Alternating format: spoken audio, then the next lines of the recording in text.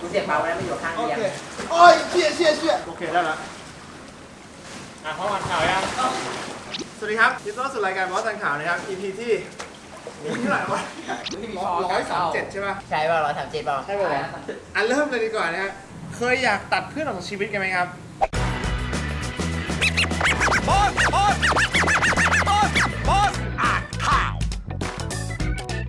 สวัสดีครับวันนี้เราสู่รายการบอสอ่านข่าวนะครับ EP ที่137เย้กองใหญ่ไหมทำไมเราต้องใช้คนเยอะขนาดนี้เริ่มเลยดีกว่านะฮะข่าวที่หนึ่งนะครับชื่อว่าผู้หญิงตัดเพื่อนตัวเองออกฐานะขโมยชื่อลูกสาวครับข่าวนี้ฟังแล้วเขางงว่าเฮ้ยแล้วเขาขโมยชื่อลูกสาวหรือขโมยอะไรยังไงก็ได้นะครับคือมีผู้หญิงคนหนึ่งเขามีเพื่อนสนิทอยู่คนหนึ่งแล้วเขาก็คุยกันตลอดเสร็จปุ๊บไอ้ผู้หญิงกอไก่ก็แล้วกันบอกผู้หญิงขอไข่ว่าเฮ้ยเนี่ยคุณย่าฉันเคยตั้งชื่อลูกสาวของฉันในอนาคตให้เว้ยว่าชื่อนี้มันเจ๋งมากเลยนะเว้ยแล้วเสร็จปุ๊บไอ้ผู้หญิงขอไข่เนี่ยซึ่งเป็นเพื่อนสนิทกับผู้หญิงกอไก่เนี่ยเขาก็ไปมีลูกก่อนและใช้ชื่อไอ้ลูกสาวของนางสาวกอไก่ที่ย่าเขาตั้งไว้ให้เขาเสร็จปุ๊บพอเวลาเขาขโมยชื่อเสร็จปุ๊บใช่ไหมไอ้ผู้หญิงคนแรกก็แบบเครียดมากไม่รู้ทำยังไงเว้ยเขาก็เลยมาปรึกษาในเว็บไซต์ใช่ไหมถ้าเกิดเป็นสถานการณ์ปกตินะมันคงไม่เป็นไรหรอกแต่เนี่ยมันเซนซิทีฟนะเว้ยเพราะมันเป็นชื่อที่แม่ของเธอตั้งให้ลูกสาวเธอเลยนะเขาเลยนะอะไรอย่างเงี้ยแล้วเสร็จปุ๊บมันก็มีคอมเมนต์อันเนี้ยหลายอันมากเลยเว้ยว่าแบบอยากให้ตัดเพื่อนคนนี้ออกจากชีวิตเป็นเพราะเขามาทำอย่างนี้หรือว่าทำไมพูดยากเป็นเพราะตัวครึ่งปอดอยู่ใต้น้ำเว้ยมันหายใจไม่ทันเว้ยไม่เคยอ่านข่าวในน้ำมาก่อนข่าวนี้ไม่มีอะไรเลยประมาณนี้เลยคนดูทางบ้านหรือว่าทีมงานคิดว่าไงฮะเขาควรตัดเพื่อเขาออกจากชีวิตเลยป่ะเพื่อนมันน้ำมันร้ายตัดดีกว่าแต่มันแค่แย่งชื่อลูกเองนะโอ้ยแต่เป็นชื่อที่แม่เขาตั้งให้คือมันชื่อมันแบบพิเศษมากๆคนทางบ้านคิดว่าควรตัดออกไปนะครับคอมเมนต์ไว้ด้านล่างตรงนี้เลยคอมเม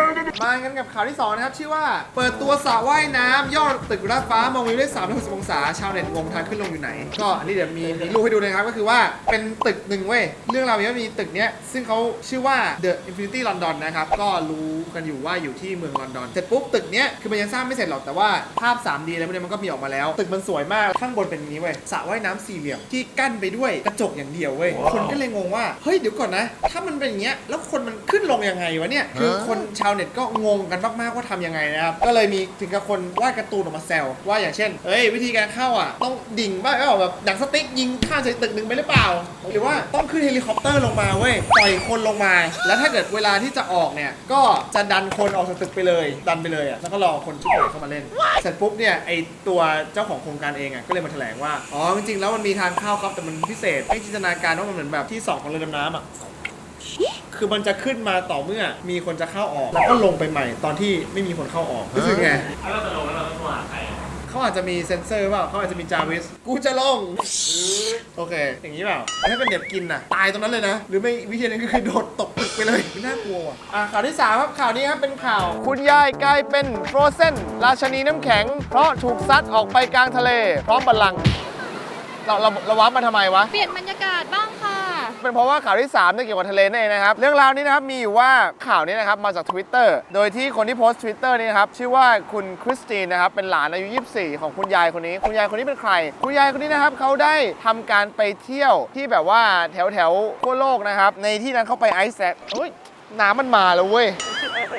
เขาไปไอซ์แลนด์ครับเขาก็ไปเที่ยวแบบทะเลแล้วในทะเลเขาเนี่ยมันก็จะมีแบบน้ำแข็งก้อนใหญ่ๆใช่ไหมเพราะว่าแบบน้ำมันแข็งหมดแล้วก็เป็นน้ำแข็งเสร็จปุ๊บเนี่ยมันมีจุดหนึ่งเว้ยที่แบบน้ำแข็งเนี่ยมันออกไปแล้วมันหน้าตาเหมือนบัลลังก์เนี่ยเหมือนบัลลังก์เนี้ยคุณยายก็เลยแบบเฮ้ยกูต้องไปถ่ายตรงนี้ปะวะมันดูสวยมากเลยเสร็จปุ๊บเนี่ยเขาก็คุยกับลูกของเขาเสร็จปุ๊บพอเวลาที่คุณยายเนี่ยเขาเห็นว่ามันปลอดภัยปะวะอยากจะถ่ายรูปตรงนี้สักพักก็มีเด็กผู้หญิง2คนเนี่ยขึ้นไปถ่ายนั่งพร้อมกันคุณยายก็บอกเฮ้ยเด็กผู้หญิง2คนนี้น่าจะหนักกว่าฉันอีกเพราะฉันแปลว่ามันน่าจะปลอดภัยพอเด็กผู้หญิง2คนนั้นลงปุ๊บคุณยายก็บอกตาฉันแหละลูกชายไปถ่ายให้หน่อยคุณยายก็ขึ้นไปนั่งไอ้บัลลังก์น้ำแข็งแกนั่งถ่ายได้แค่แป๊บเดียวรูป2รูปเนี่ยน้ำแข็งแตกเว้ย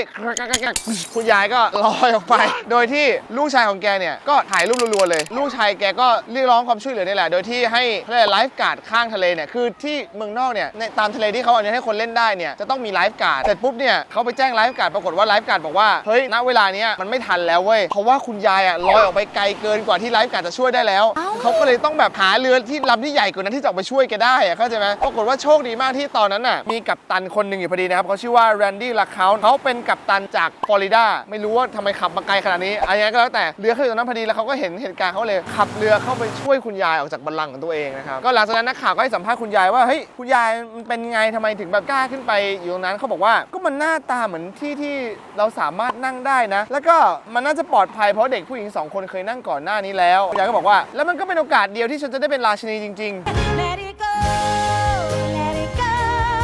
โอเคครับก็จบแล้วครับกับรายการบอสซันข่าว EP ที่137ครับถ้าเป็นคุณนะครับคุณโดนเพื่อนแย่งชื่อลูกสาวที่คุณยังไม่มีลูกด้วยซ้ำเนี่ยคุณจะทำยังไงจะตัดเข้าจากชีวิตหรือเปล่าหรือว่าคุณคิดว่าคอนโดนั้นน่ะที่มันสระว่ายน้ำไม่มีทางขึ้นเนี่ยเขาจะขึ้นยังไงหน้าตาจะเป็นยังไงนะครับแล้วถ้าคุณมีคุณยายแล้วคุณยายคุณกำลังลอยออกไปนอกทะเลเนี่ยในน้ำแข็งที่มันหนาวๆเนี่ยคุณจะทำยังไงครับจะเรียกไลฟ์การ์ดหรือคุณจะรีบว่างไปช่วยหรือจะทำยังไงคอมเมนต์ไว้ด้านล่างตอนนี้เลยแล้วเหมือนเดิมถ้าชอบคลิปนี้ครับขอคุณเลยที่กดแชร์ไลค์ subscribe ทำอะไรก็ได้ที่คุณชอบทำนะครับไว้เจอกันคลิปต่อไปครับแล้วเจอกันเย้ไอ้เปียกแล้วเฮ้ยไป